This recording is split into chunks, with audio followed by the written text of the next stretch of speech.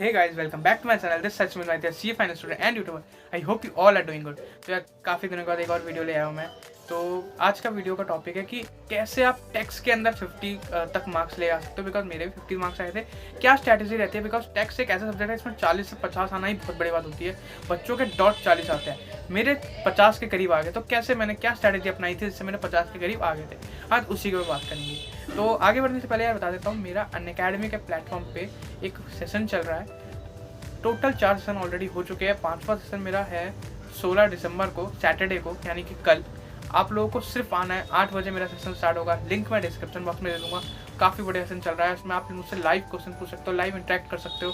काफ़ी नॉलेजेबल चल रहा है। उसमें मैं अलग अलग तरीके की स्ट्रैटेजी लाइव आपको बताता हूँ कि भाई आपको जो डाउट है आप उसमें मुझसे पूछ सकते हो। ठीक है, तो काफ़ी बढ़िया सेशन चल रहा है। लिंक मैं डिस्क्रिप्शन बॉक्स में डाल दूंगा। 8 बजे आना है 16 दिसंबर 2023 सैटरडे को। ठीक है, और बिल्कुल फ्री सेशन है यार, बिल्कुल कोई चार्ज नहीं है, बिल्कुल फ्री है। आप बस सिंपली आओ, अनअकैडमी का ऐप डाउनलोड करो या वेबसाइट से जाओ। सिर्फ लिंक पे क्लिक करके आपको सारे इंस्ट्रक्शन मिल जाएंगे। ठीक है, आओ और मज़े करते हैं। 8 बजे मैं लिंक डिस्क्रिप्शन बॉक्स में डाल दूंगा। अब यार आगे बढ़ते हैं। बेसिकली टैक्स यार डर है। पहले क्या होता था, टैक्स में 60-40 का रेशियो चलता था। 60 इनकम टैक्स, 40 आपका इनडायरेक्ट टैक्स। अब क्या हो गया, 50-50 हो गया है। ठीक है, तो आपको ना मेन फोकस, मतलब जो हर कोई बताता है कि इनकम टैक्स में पास करने का मेन फोकस होता है जीएसटी स्ट्रॉन्ग कर लो। ठीक है, जीएसटी स्ट्रॉन्ग कर लो। जीएसटी में आप ये सोच के चलो कि जीएसटी मुझे कम से कम 50 में से 30 उसमें खींचना है। ठीक है, 50 में से 30 अगर आप जीएसटी में ले आओगे ना, आपका इनकम टैक्स में जो डर है वो थोड़ा कम हो जाएगा। लेकिन इसका मतलब ये नहीं है कि आप जीएसटी स्ट्रॉन्ग करें तो इनकम टैक्स भूल जाओ। भाई कभी कभार ऐसा होता है, जैसे नवंबर 22 में हुआ था। जीएसटी के ऊपर हार्ड बना दिया था, इनकम टैक्स के ऊपर इजी बना दिया था, जिसको मैंने फेस किया है भाई। इसलिए ना मैं कहता हूँ जीएसटी स्ट्रॉन्ग करो। नो डाउट जीएसटी में आपके मार्क्स अच्छे आ सकते हैं, लेकिन कहीं ना कहीं इनकम टैक्स को भी स्ट्रॉन्ग रखो। इनकम टैक्स के क्वेश्चन प्रैक्टिस करो डेली बेसिस में। ठीक है, बिकॉज यार इनकम टैक्स ऐसा सब्जेक्ट है ना जिसको आप मल्टीपल प्रैक्टिस दोगे ना तो आपको ईजी रहेगा एक टाइम पे आगे। बच्चे उसके अंदर भी एग्जाम्पशन खींच लेते हैं टैक्स के पेपर के अंदर। तो आपको जीएसटी स्ट्रॉन्ग करना है। ये स्ट्रैटेजी बेसिकली आपको जीएसटी को स्ट्रॉन्ग करना है। जीएसटी का जो चैप्टर है, स्टार्टिंग के कुछ चैप्टर तो ऐसे रीडिंग वाले चैप्टर है। बाद में जाके थोड़े टेक्निकल सब्जेक्ट चैप्टर आते हैं। आईटीसी हो गया, वो भी इतना टेक्निकल नहीं है यार, सिंपल सा है।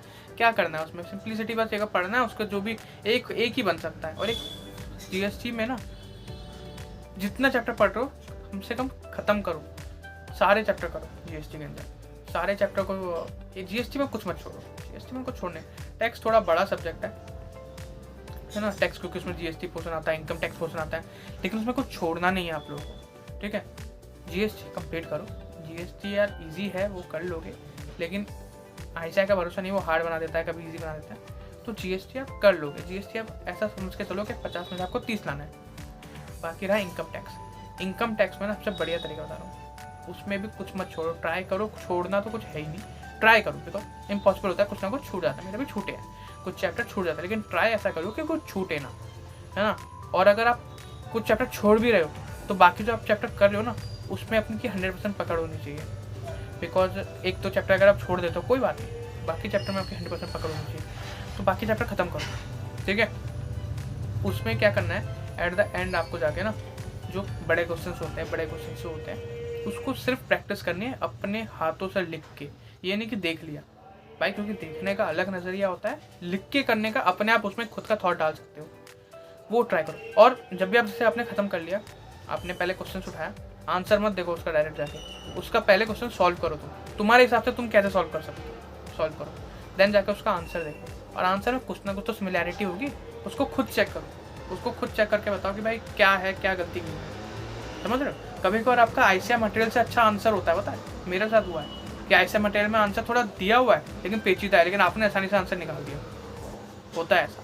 ठीक है, तो ये ध्यान रखो, यही स्ट्रैटेजी होती है। आपको बेसिकली क्रक्स क्या मैं आपको बताता हूँ, जीएसटी को स्ट्रॉन्ग कर लो। ये इसका मतलब ये नहीं कि आप इनकम टैक्स को भी करो, इनकम टैक्स को भी करो, लेकिन जीएसटी पे आप एम रखो कि मुझे 50 में से 30 लाना है। और इनकम टैक्स में आपको बेसिकली क्या करना है कि भाई प्रैक्टिस करनी है। इनकम टैक्स प्रैक्टिस मांगता है, बहुत तगड़ी प्रैक्टिस। समझ रहे हो। तो आई होप आपको वीडियो पसंद आई होगी। और यार अनअकैडमी प्लेटफॉर्म में आना मत भूलना, बहुत बढ़िया सेशन चल रहा है। 8 बजे लिंक डिस्क्रिप्शन बॉक्स में डाल दूंगा मैं।